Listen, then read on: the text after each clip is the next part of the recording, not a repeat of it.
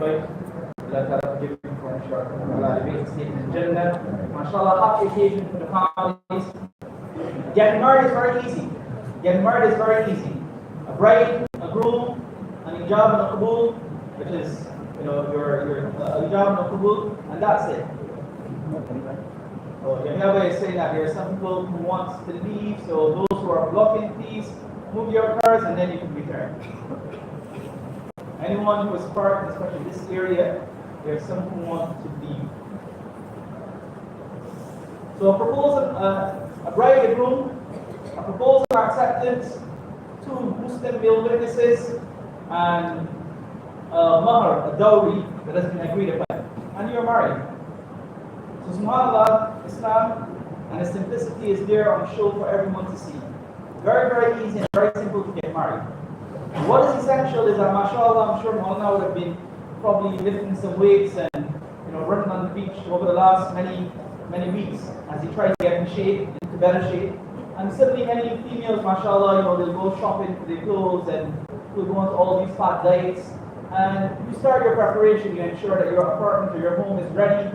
You have all the utilities and utensils that are needed for a home.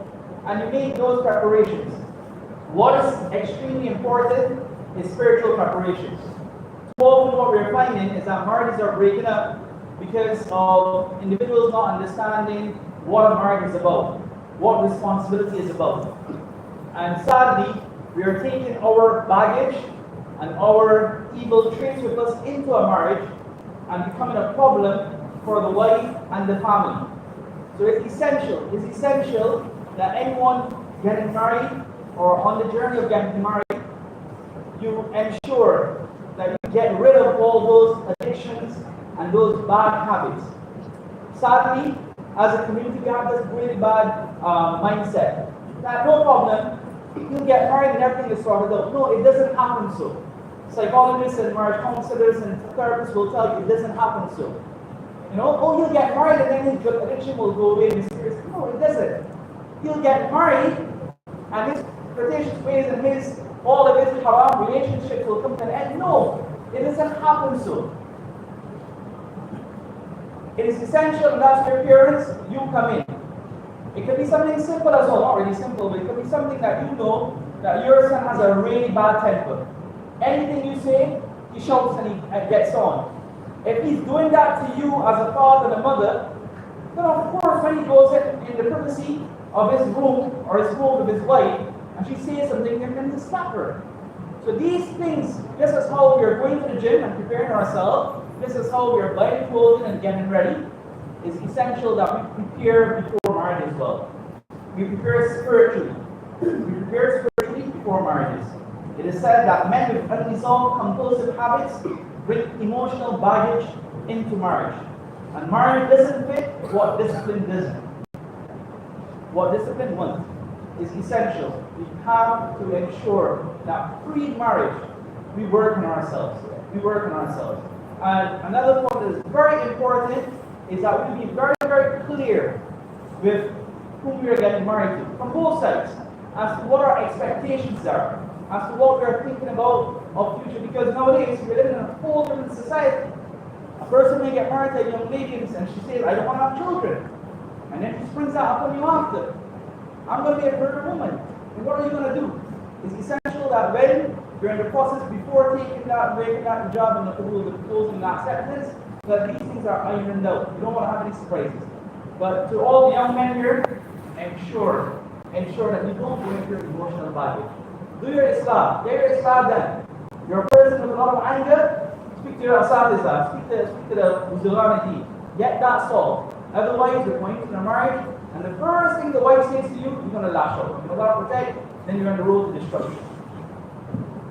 Now, when a person gets married, another one of the most, a very important feature to ensure that our marriages remain stable is to communicate properly. Now, that will be, inshallah, another day, a longer discussion. Just to quickly give one bit of advice. See this? This phone? This is causing many marriages to crumble. This is causing many marriages to break up. Nowadays, we are in the same room, but we are separated. We're in the same room, We may be on the same bed. Many couples have this issue. You're on the same bed. You're lying next to each other. Maybe even facing each other. But you're worlds apart. Because the husband is on his phone talking to Allah knows best. And the wife is on her phone talking to Allah knows. Or you come home, you sit down and prepare the food, and then you're on your phone and watching what you want. She sits down on her phone watching what she wants. The children are all there talking, and everyone's watching what they want. So yes, you're eating together, but everyone is miles apart. This is causing a lot of destruction. And that's why it's essential for married couples to understand this, and we have to have non-screen time, where we just put the phones away and we focus on each other. Communication is a very, very vital part of any successful marriage. And very simply to break it down, not simply just to be there, to be together. That when you come home and you're going to sit down, you'll be able to talk and converse. How sad it is, and again, it goes back to understand that first part, what marriage is about. That is why our Aakil will tell us, so honestly, I've mentioned this on many occasions, read about what the hukuk of your wife, the rights of your wife upon you. Don't go reading what your rights are and what she has to do for you. No, before marriage, we need to read how should I be as a husband? How was the Rasul sallallahu alayhi wa sallam as a husband? How do I become the perfect husband? Take advice. And that's why nowadays we have something called premarital counseling, and that's very, very important. That is something that is needed. Because otherwise you're going to go into a marriage with your own perception of what marriage is. We don't know, some of us may not know what a good marriage looks like. And then we go in thinking that this is how a husband needs to be. Shouting, fighting, getting angry over everything. And majority the lady comes from a background in which she has seen nothing but love. She's seen nothing but compassion from her father. She's seen nothing but how her father treats her mother with that love and that kind way. Recipe for disaster. Recipe for disaster. So it's essential that from before marriage, we work on these things. Then we come into the marriage and we understand that we have to communicate properly. We have to communicate properly. Be there for each other. Be there for each other. Simple things of talking, sharing your thoughts. See, what happens is that when we come into a marriage, not knowing what our duties are, we think everything is normal. So life continues as normal, but it just have a wife. No. Now she comes into your marriage, she's with you, you're a qawwam, you have a responsibility, and that responsibility is tremendous. She is not somebody by the side. She is now your Rafiq al-Hayat. She is now your partner for life. That is how she needs to be.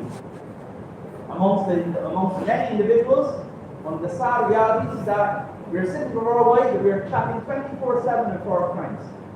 We have time on for 7 nights in a week. Out of that 5 to 6 nights, we're out partying or out doing whatever we want with the boys. That's unfair. That's unfair. Nights are for our wives. Nights are for our family. The students here will know respect the time. This time goes home and the phones go off. He knows, and he's sure that us that beautiful example. That next number are for our wives. That's not for the outside world. Yes, understandable that maybe once in a while, you go and you have a treat. Once in a while, you go to a halal place, right? You're gonna have a sit down and have some food. But to be doing that consistently and constantly, that every single night you're out, or even when you're at home, you're still out because your attention is on this. That's wrong. That's a recipe for disaster. And remember, if you're not being attentive to your wife, she has needs. And Allah protect us all. One of the complaints that many females have nowadays is that there's a lack of intimacy. And why is there a lack of intimacy? Because the man is out doing what he wants the whole day. So when he comes home, he's tired.